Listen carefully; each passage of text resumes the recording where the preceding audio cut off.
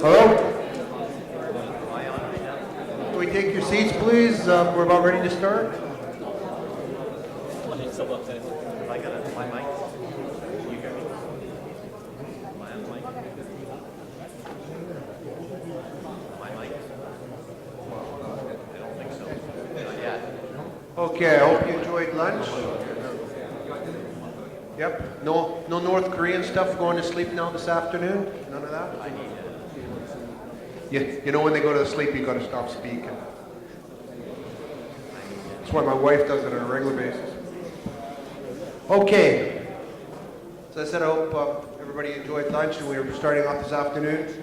This afternoon, first speaker is Mr. Bob Leslie. Bob is one of the most experienced coaches here in Europe. He's coached in most of the countries through the center, especially Switzerland, Germany, and Austria, Luxembourg. There, Bob's wired up now, so that's good. Bob's here talking about planning. Bob was one of the first people I met when I first moved to Switzerland, and he guided me in a couple of directions that have actually worked. So hopefully he can do the same for you. Ladies and gentlemen, it's Bob Leslie. Thank you. First thing, my mic working? I got a mic. I don't have a mic yet. Now I have. Can you hear me? We're good to go. Thank you very much, Daryl. Welcome, ladies and gentlemen. It's always great to have young women in coaching seminars. Great to see you all. The stuff about me, I need to be on here, guys.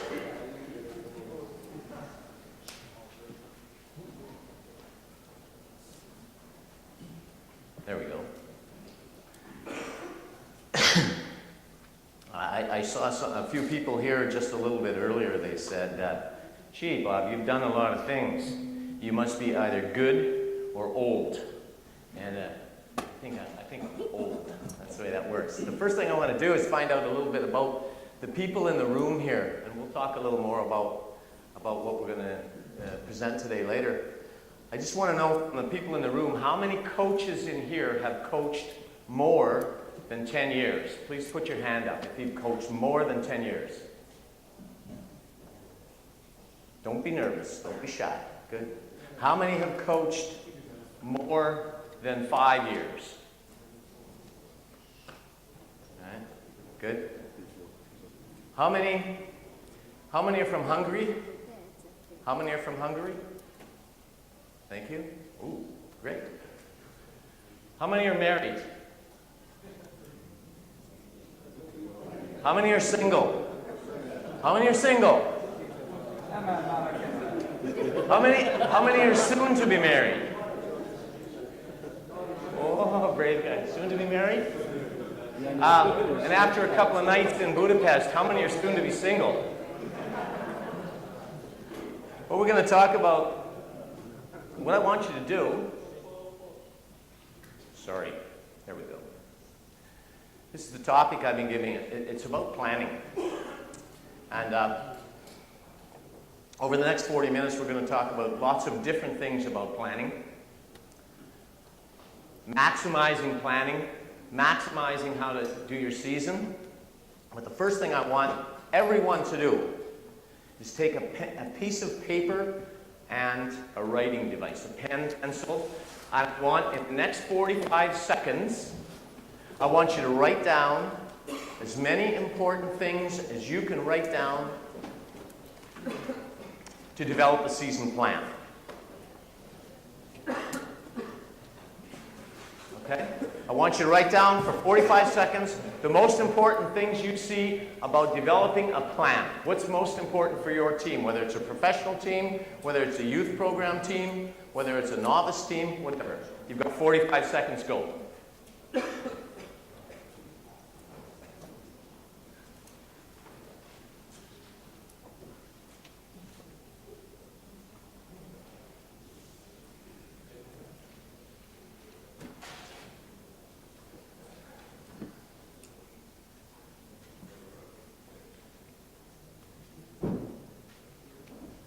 $15 seconds.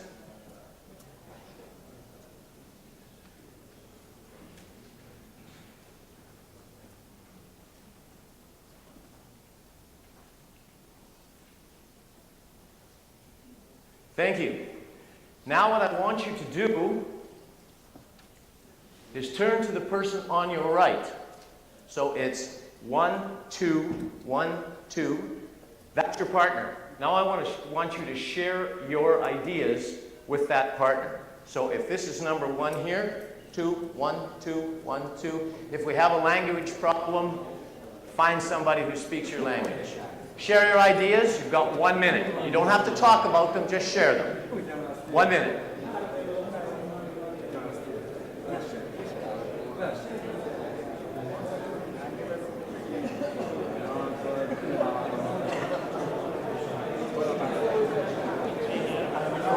Okay.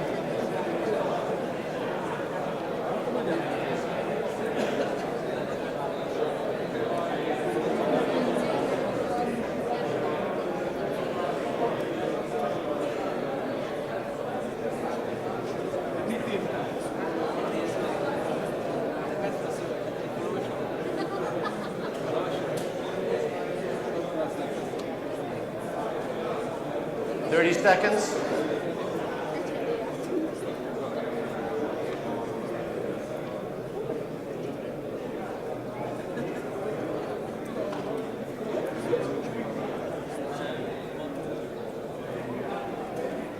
Thank you. Thank you. Stop. Now, what I want you to do is the two of you share your ideas with 2 more people. So now we have a group of 4. We have 1 minute to share your ideas with the most important things you think of in planning. Go. 1 minute.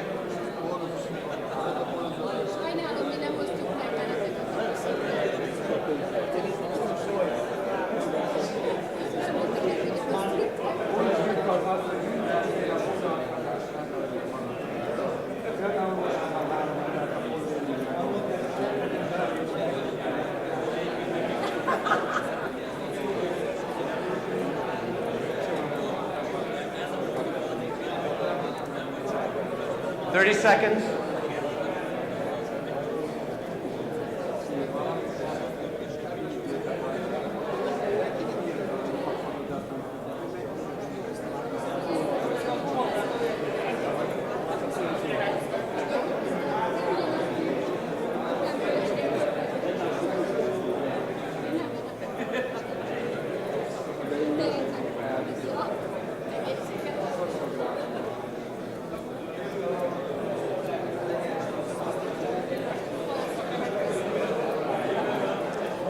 Thank you. Stop. Stop. Now in a normal process where we have lots of time, that's a good way to generate ideas for season planning. I saw Mike Johnson, who is a very, very successful junior coach in Canada, do a process like this where we actually made our season plan right at the seminar. It worked great. We had a plan for the season.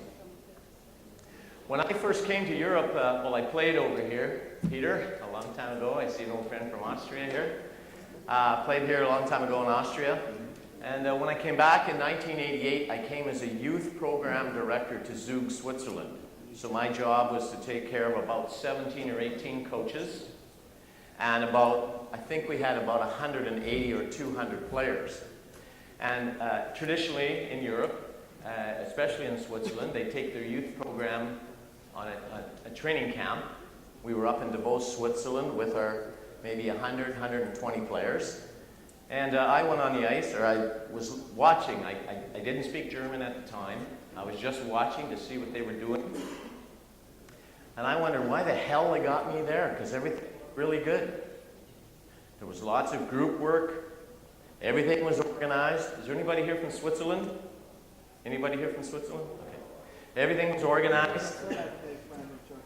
But the thing that I noticed after a while, I was kind of nervous because I'm thinking, I'm not sure what I'm going to say to all these people. I don't know how I can help them. It looks good. And then as I watched it, I started to see some very strange things. There was excellent practice management.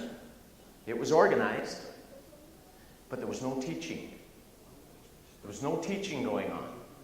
In other words, the simplest example I can give you is, taking 7 or 8 or 9-year-old boys and girls, giving them a puck, and telling them to shoot the puck against the wall 25 times. No teaching. They were doing it, but a little 8-year-old, 25 shots? Never. Never. That's a simple illustration. It was organized, but there was no teaching. There was no talk about weight transfer. There was no talk about pulling the puck. There was no teaching. And so that's what we worked on a lot, was teaching the coaches. And at that time, as I said, I didn't speak German and they didn't speak English, so I had to go, I was on the ice about 200 practices a day, I think, with the whole youth program. But we got there, and it made a lot of sense to them, and they liked it. They liked the fact that they were teaching, because once kids know what's expected of them, once young boys and girls know what's expected of them, then they can work at that. Then they can get better at it. And I see Kim Collins over here. He and I have coached against each other lots of times. It's the same thing with professional players. It's exactly the same thing. They need to work on their skills. So, for me, this is kind of a thing that I think about all the time. Before they care what you know, they have to know that you care. And it's something that we always tried to do at the professional levels as well, with 22 players in the team. I always tried to touch base every day with each player if I could. If I could. You know, how's your dog? How's your kid? What's going on? It wasn't always a hockey discussion. And they knew that I cared, and I think there's one thing, I don't know if I was a good coach or a bad coach, but the one thing is that most of the guys that I've coached always, you know, they were pretty open with me, and I felt good about that. I don't know if you know this guy, his name's Mr. Gretzky. I'm not making this stuff up, ladies and gentlemen. What he says there, the only way a kid's going to practice is if he has fun. You've got to have fun. That doesn't mean there can't be discipline. Of course you have to discipline. Of course you have to expect them to do well. Of course you have to challenge them. But at the end of the day, you want them to have some fun. I've coached a lot of professional players over the years, and how many ex-professional players are out here? Do we have any? Thank you. Quite a few. Quite a few. Good. If I asked a professional player, what's the thing after they're done the game? After they finish the game? If I asked them, what do you miss? What do you miss about the game? The boys. I miss the boys. They don't give you the answer. I miss skating down the ice, driving around the defenseman, shooting a top shelf. Then the press loves me, my coach loves me, my mother loves me, everybody loves me. They don't tell you that. They miss the fun. Even after 5, 6, 700 games of professional hockey. It's fun for them. So we want to make it fun for kids. I just want to mention that all of the stuff here, you don't have to take notes on it. It'll all be in the handout that you've got on your little stick there. So don't worry about taking notes, and we'll try not to have too much reading in this presentation. But these next 2 slides, you'll have them in your handout, and it's talking about season planning. Now, it doesn't matter what level you're coaching at, you need a plan. You need a vision. You need to know where you're going. So these few points, and on the next slide there's a few points, I'd like to just talk about them. Whether you're coaching just a house league team or a professional team, design your yearly plan. My 2 sons and I have a hockey business that we run around the world, and my son said to me the other day, he said, the simplest thing, Dad, like a parent meeting. We all get our parents in, we get them all sitting down, and you tell them how wonderful you are and how wonderful they are and everything like that. He said what he does with a lot of his teams in his youth program is they just have like a tailgate party. In other words, a nice day like this on a Saturday, the parents will get together, get a barbecue out in the parking lot at the arena. That's where he has his team meetings. People are relaxed. People are free to speak with each other rather than sitting in rows like you're forced to do today. And so it's a small idea, but it's a very relaxed way to talk about, to meet the parents, to get the idea what they want to have, to meet the kids, to get the young players to meet each other if it's a new team, and to help design your season. Pre-season, in-season, post-season, support staff, assistant coaches. Make sure everybody knows what's expected of them, because believe me, I've had assistant coaches work with me, and I work with other head coaches as an assistant coach professionally, and sometimes we weren't on the same thought process. I never went up to them and said, "Excuse me, I don't want you to do it that way. I would like you to coach it this way. This is what we're going to do." So he doesn't know. He's running his practice. He thinks it's good. But I'm not seeing it that way. So we have to make sure our support staff, if you're coaching teams where you have physiotherapists, you have trainers, if it's a big club, you have to make sure they really understand what's important in your philosophy, how you want the teams to be treated. Now, of course, if you're working with the youth team, that's a little different. But part of the plan is to make sure that the parents know your plan, that they understand it.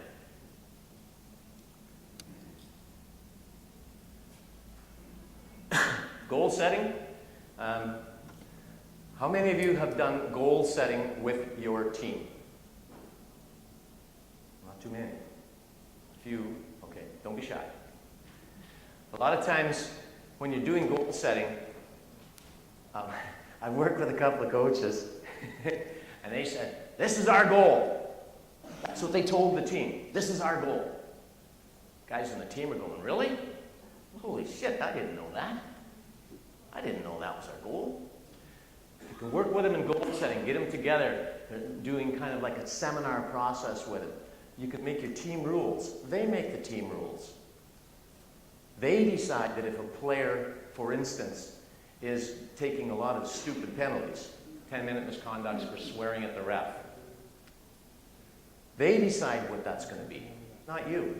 You sit down and come up with the ideas together. Then the players have ownership in that. They own the rules. So, if he's coming late for practice all the time, now if he's 10 years old, and his dog bit him, that's something else. But if he's getting older, 15, 16, he's coming consistently late for practice, well, maybe you have a little rule that whatever the team decides, late for practice all the time. But don't have too many rules, because rules are made to be broken, and then you're worrying about that kind of stuff all day long instead of teaching. But having some rules, have the team put it together themselves. The planning process doesn't end. It never ends. You have to be flexible. You have to take new ideas. You have to, if you're going in one direction, one of the things that we're very good at in professional ice hockey, we're very good at going this way. And we're losing. And it's not going very well. But we're still going. And we're working harder and harder. Change it up. Try something different. New idea. Look at your plan. Talk with your coaches. Be flexible. Think about it. Okay? Does that make sense? You guys sleeping yet? Oh, good. Okay. Actually, if you look at the person beside you, you can rate them on an energy scale. How much energy they have from 0 to 10. Like if it's 0, they're dead, dying, or just in a deep sleep. Yeah, okay. Some dead. Being positive. All about the plan. This is a guy named Tommy Lasorda, which will mean nothing to European people, not a thing. But Kim, do you know who Tommy Lasorda is? Yeah. This guy was the manager of the Los Angeles Dodgers. That's a baseball team. A very successful, very positive guy, very outgoing guy, great interviews. And what he says there, the best day of my life is when I coach a winning game. When I coach a winning game. The second best day of my life is when I coach a losing game. In other words, he has 2 great days. Win or lose, he's having a good time. And that's what we want to teach our kids. We want to give our kids the opportunity to learn. Plan to learn. What's your goal? If your goal is to play 100 games in a season and win them all, that's tough. Because some of the kids say might want to, make snow angels on the ice. They got to be challenged, but they got to have fun. Michael Jordan. Michael Jordan says, I can accept failure. Everyone fails at something, but I can't accept not trying. So if you're asking your players at a youth level or a professional level, we need you to really get at it and really work. Now, of course, as a professional player, I'm going to be a lot tougher than you. There's a reason. But a youth player, you still want to challenge them. Plan that. Make sure your practices are planned that you can challenge them all the time. That's fun. When they know what you got, you build the house. You build the house first with young players. Building the house means if it's a system, teach the system. You hearing me? Yeah? If it's a system, and then work the skills inside that. And be very clear on that. We're going to talk about practice planning in a minute. I think the minute has come. Practice planning. I was in Washington, D.C. last week. That's where one of my sons work, and we had about 35 players on the ice. We had 6 coaches, and it was really fun. They were about 10 or 11 years old. But the coaches all knew what was expected in the practice. The worst thing that I saw was the practice just after it, and the coach was drawing on the board his fabulous breakout with 10 years old kids, with 10 years of age. Well, they're sitting there looking, and pretty soon they're hitting each other in the head. I mean, we've all seen it. You've seen it. And then they start picking their nose. I mean, that's kids. You need to explain that drill clearly, very precisely, and short. Kids got about a 30 or 40 second attention span. So do adults. So do professional players. You're at the board there, with the professional players, and they're down on one knee and on and on and on. And pretty soon, if you're looking, you see them saying, what the hell is he talking about? They want to get to work. They want to get going. It's the same with kids. Using skill stations, really big on skill stations with young players and also with pros. In other words, divide the group into 3 or 4 or 5 groups if you have enough coaches, if you have a couple of coaches. Don't forget your goalies. Don't ever forget your goalies. And move them through those stations. When the kids leave the ice after 40 minutes, 60 minutes, and they're talking and they're happy, and you might say, you did a really good job today on that tight turn, top shelf shot. I mean, the 8-year-old kid might get it half a meter off the ice.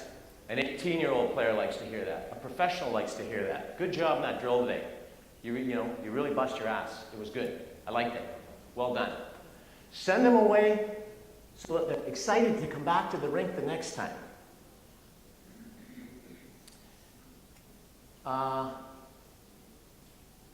Yeah, that's enough. Sometimes it's just good to have a chaos drill. You tell the kids really quick what it is, and they don't know. They're kind of, what do we do? And then they have to start talking to each other. You don't want to do it every drill. But then you see the leader, the guy who's got it up here, or the girl, the young girl, who will say, yeah, you guys get over there, you guys get here. Let them figure it out once in a while. Because, I grew up in this little wee town in the prairies. We didn't have any coaches. We didn't have any pylons. We just went out there. My dad was the coach. He opened a gas station. He knew more about gas than coaching. But he gave his time, and we had lots of ice time in this little small town. And sometimes now as coaches, we have 1 hour or 1 hour and 6 minutes of ice time. You got to get it all in. Sometimes it's good to have a little chaos in there as well, to let them work things out. This is one of the things my son talked to me about. This one here, confronting players with things you're going to ask them to do. In your practice plan, in your ideas, if it's a 2-on-1 situation, let's say 2-on-1, so you're trying to teach it, and you'll tell the kids maybe, try and learn to make a saucer pass. You have to learn that. Well, they're not going to learn it on their own. The drill has to be designed so that they know on that 2-on-1, if the defenseman's playing it real solid, then they're going to have to make some kind of a special pass, a saucer pass. So if they make one of them in practice, that's a saucer pass is like a flip-flap pass, a pizza pass, right? If we want them to do that, just having them to do it once or twice in practice, that's not enough. And then the next week you say, oh yeah, we practiced that last week.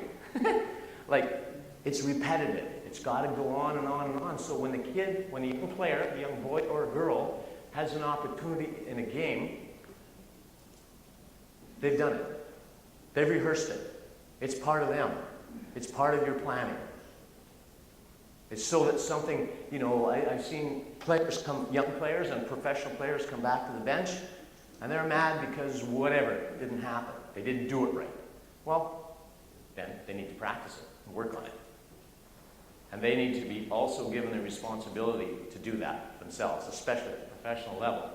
I'm going to give you some information about small area games at the end of the presentation, and you have it on your little stick. But here's a good example of planning a small area game. I see a lot of teams around the world who practice breakouts. And so you've got 10 players standing here. The coach is in the middle. He dumps the puck in. 5 players go to get it. Maybe they're 8, 9, 12, 14 years of age without great skills. They maybe make one good pass.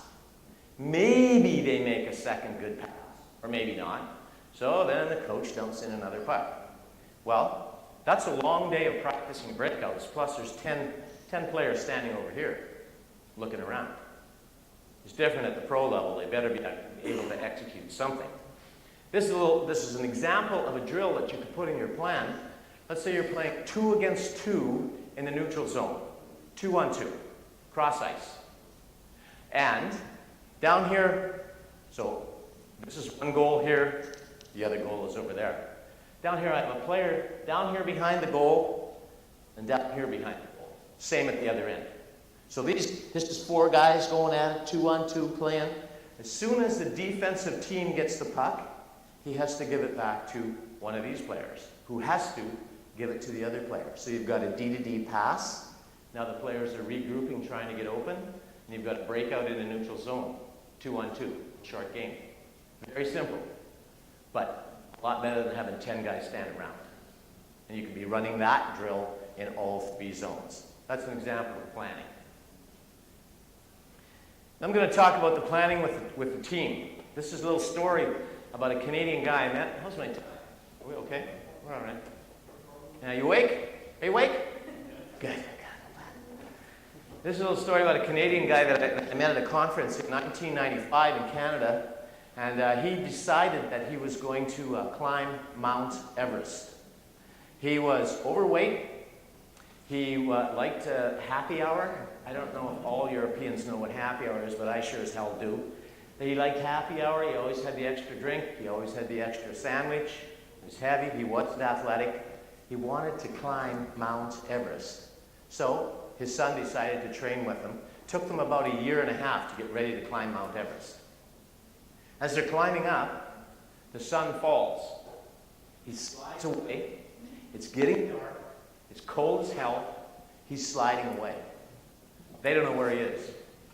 Now, the father was not an experienced mountaineer, although he had trained. He had trained.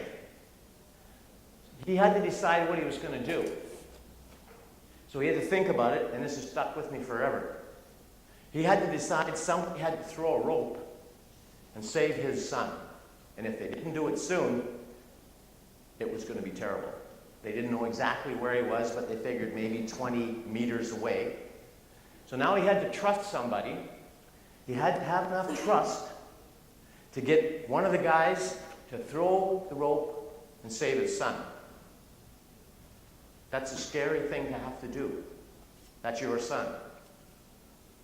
As parents, I don't know how many are parents out here, but if that's your son or your daughter, you want to be the one that's going to save them. So he had to have the trust. Now, the reason I talk about trust here is that trust is needed in your club, in the team. When I say club, I mean the club, not just that team. I mean the club, the support system that you have. So what I'm talking about is, if you want to teach kids to play, and your philosophy is that it's really important that they learn skills, and they get better, and they develop, and they keep going, but you might lose quite a few games. But your idea still is that you're going to create good young players. That's really what you'd like to do. And you don't have that trust from people if it happens to be a professional club. If you don't have the trust from the people who are running that, they're saying, hey, what the hell's going on? You're losing all the time.